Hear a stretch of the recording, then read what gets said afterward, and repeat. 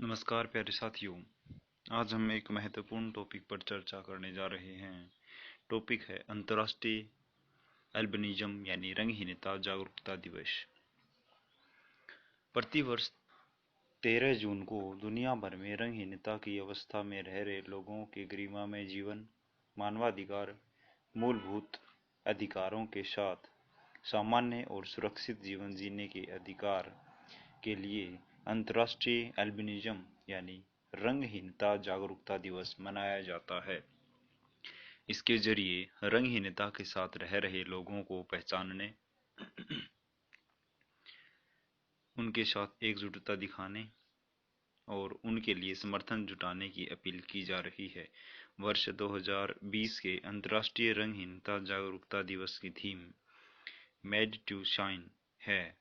टिकाऊ विकास लक्ष्यों के एजेंडों में किसी को भी पीछे न छोड़ने का वादा किया गया है, लेकिन रंगहीनता की अवस्था में रह रहे लोग विकास प्रक्रिया में काफी पीछे छूट गए हैं। अंतर्राष्ट्रीय संयुक्त राष्ट्र उनके रास्ते में आने वाली बाधाओं को दूर करने, उनके मानवाधिकारों की रक्षा करने और उन्हें समान अवसर उपलब्ध कराने का प्रयास कर रहा है। आइए जानते हैं क्या होता है एल्बिनिज्म यानी रंगहीनता। रंगहीनता की वजह से बालों, त्वचा और आंखों में रंजकता यानी पिगमेंटेशन अर्थात मेलानिन की कमी हो जाती है, जिससे सूरज और तेज रोशनी में मुश्किल का सामना करना पड़ता है। मेलानिन की उपस्थिति का कोई इलाज उपलब्ध नहीं है और यही रंगहीनता का कारण बनता है। एल्बिनिज्म यानी रंगहीनता एक दुर्लभ, गैर संक्रामक, आनुवंशिक रूप से जन्म के समय ही मौजूद रहने वाली त्वचा है।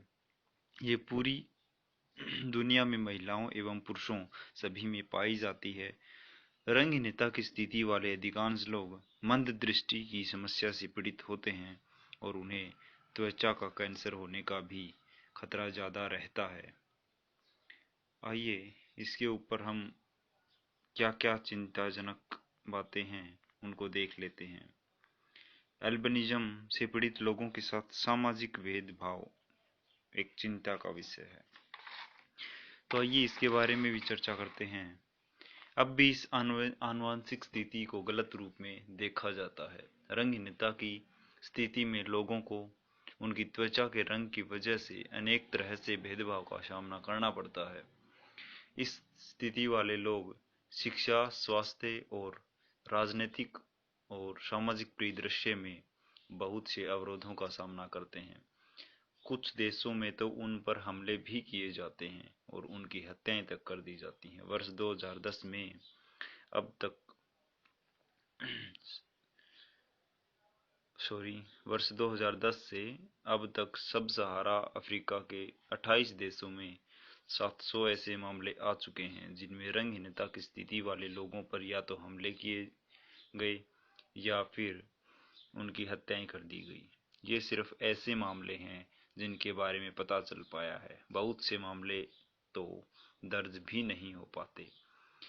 कुछ समुदाय में अंधविश्वास प्रचलित होने से गलत धारणाएं पनपती हैं, जिससे रंगहीनता की स्थिति वाले लोगों की सुरक्षा और जीवन के लिए लगातार जोखिम बना रहता है।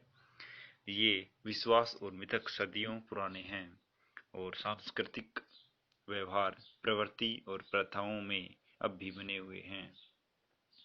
इन सभी चुनौतियों के बावजूद रंगहीनता की आनुवंशिक स्थिति वाले लोग सकारात्मक रुख के साथ जीवन जीते हैं और अब भी मजबूती से डटे हुए हैं।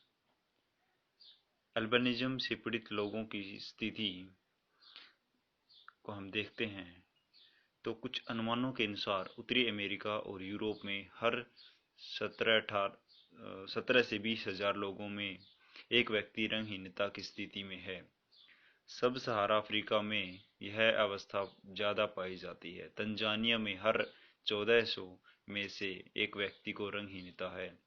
वहीं जिम्बाब्वे और दक्षिण अफ्रीका में कुछ समुदाय में हर 1000 में से एक व्यक्ति की यह आनुवंशिक स्थिति है। भारत में वर्तमान में अल्बिनिज्म से पीड़ित लोगों की संख्या लगभग 1 लाख है।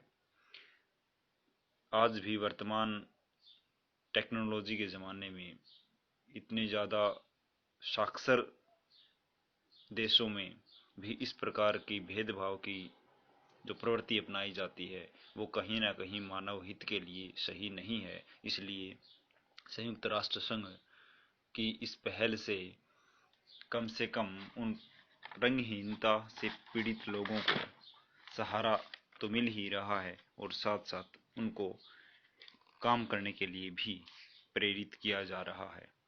आशा करता हूँ कि आपको ये चर्चा पसंद आई होगी। धन्यवाद, शुक्रिया।